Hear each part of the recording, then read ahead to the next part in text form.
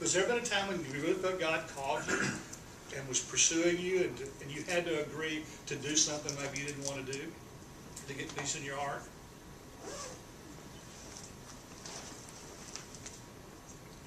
You want to tell us, and then I'll edit it out of the video? Or shall we go on? Okay. Well, David was pursued by God, just like I said a little bit earlier, when he wanted to be and when he didn't want to be.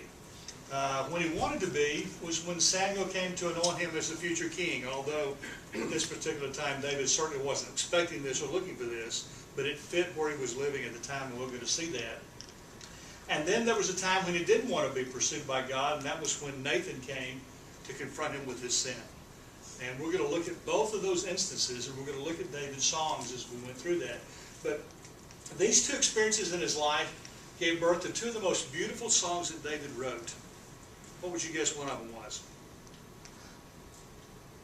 When you think of one of the most precious psalm that you can think of, which one do you think of? 23rd Psalm. Psalm 23. We're going to take that one apart, and I think you're going to enjoy that study. And the other one is Psalm 139, which I think you're going to enjoy equally well. In fact, we're going to, in this series now, the next few weeks, we're going to unpack those two Psalms and relate them to David's life experiences about being pursued and hunted by God. But we can look at 1 Samuel, and this is going to be the pattern. We're going to look primarily in 1 and 2 Samuel and look at David's life experience, and then we're going to pull up the Psalm that fits that experience. And so this is where we're going to start. We're not going to be able to finish this today, but we'll start it. Listen to 1 Samuel 16. The Lord said to Samuel, "How long will you mourn for Saul, since I have rejected him as king over Israel? Fill your horn with oil, and be on your way. I am sending you to Jesse of Bethlehem. I have chosen one of his sons to be king." But Samuel said, "How can I go? Saul will hear about it and kill me."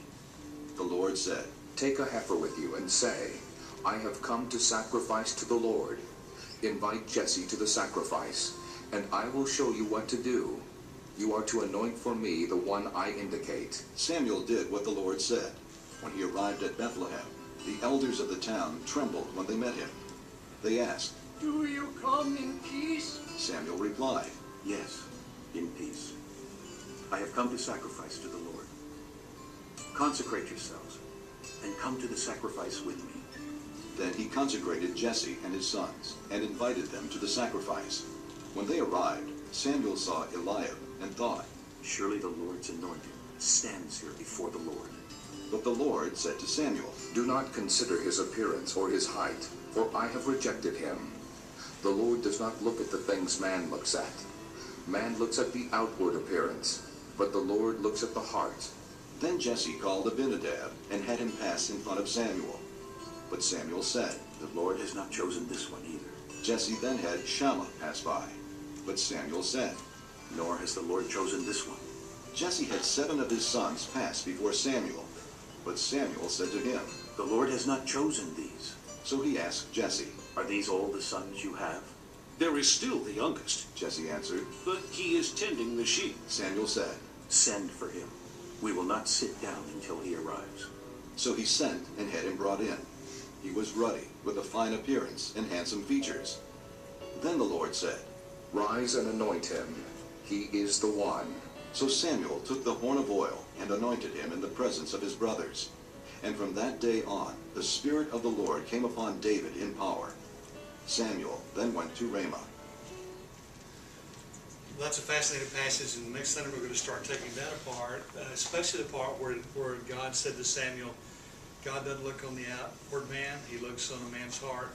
And we're going to look at that, and we're going to look at why God chose David and how God used David and made him into a leader.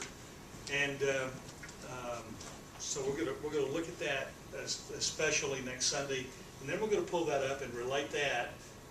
That's David's life experience, and then we're going to pull that up and look at David's song, "The Lord is my shepherd," that he wrote.